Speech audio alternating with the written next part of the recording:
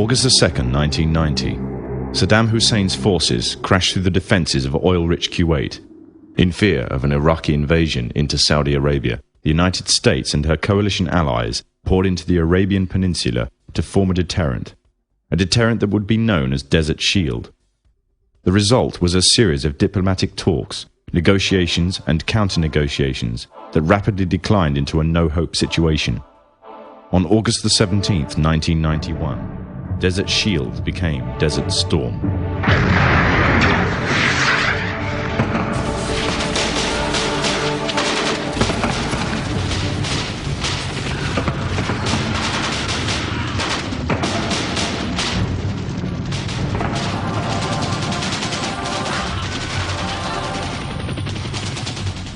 The conflict was witnessed by millions through the eye of CNN and the BBC, showing propaganda of the systematic eradication of Saddam's forces by a coalition far superior in technological, political, and economic power.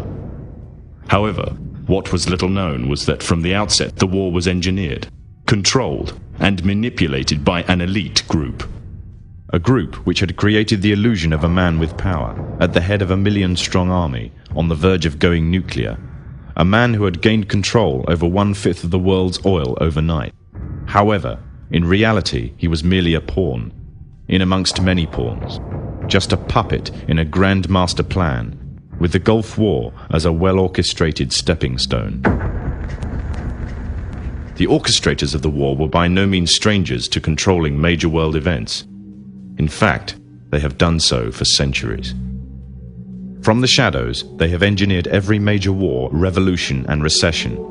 They control everything you read, everything you hear, and everything you see. They have managed to indoctrinate an entire populace to their way of thinking, and have infiltrated key positions in places of authority. And it is from the shadows that they have created a new political order, a new economic order, and more sinister, a new religious order. Their ultimate aim is total global domination, and they will stop at nothing to reach their goal. The goal that was outlined in a speech given by former President of the United States, George Bush. What is at stake is more than one small country. It is a big idea, a new world order.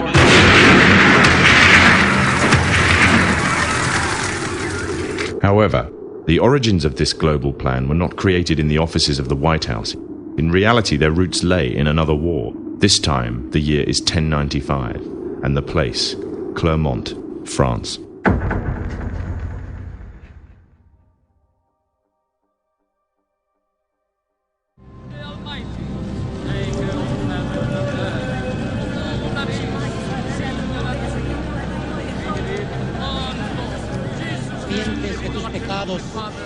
En el nombre del Padre, del Hijo y del Espíritu Santo.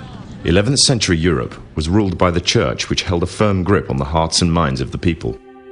This power enabled Pope Urban II to wage war on the Muslim Caliphate and crusade in what he called a War of the Cross, to recapture the land of Jerusalem. It had been under Muslim rule since the year 637, but in 1099 this rule was brought to a bloody and sudden end. In the name of the cross, women were raped and murdered. Children were put to the sword, and it is said that blood ran in the streets knee-high to the horses. Out of this land of bloodshed and terror, a group of men arose. Men that would stop at nothing to get what they wanted, no matter what the cost. 20 years after Jerusalem was taken, the Dome of the Rock was seized by a group of warrior monks calling themselves the Knights of the Temple of Solomon, or more simply, the Knights Templars.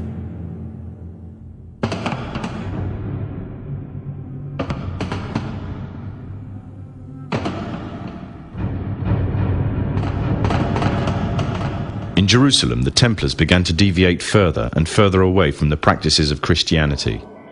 They learnt the secret arts of the Kabbalah, an ancient form of Jewish magic, along with its dark rites and rituals.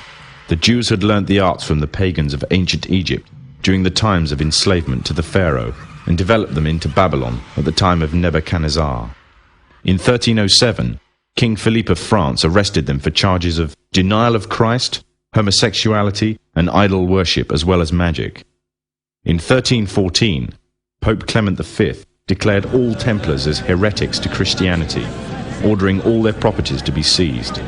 Their leader, Jacques de Morlaix, was captured and burnt to the stake. The Templars were cornered, and just when it seemed they were finished forever, a glimmer of hope arose from a seemingly certain end. They were to find a safe haven as well as an ally. But not in France. In fact, in a country in a desperate struggle for independence against the English. The country of Scotland.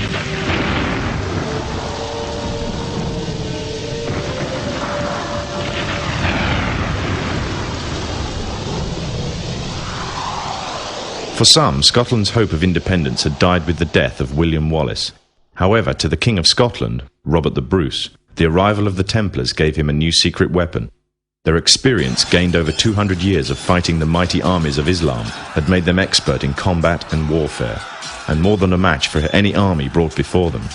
In 1314, the Templars, allied with Robert the Bruce and his army, took to the fields of Bannockburn in the long-awaited showdown with the English.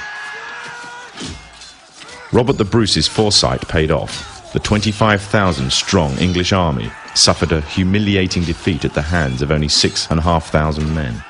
The dream of an independent Scotland had finally been achieved.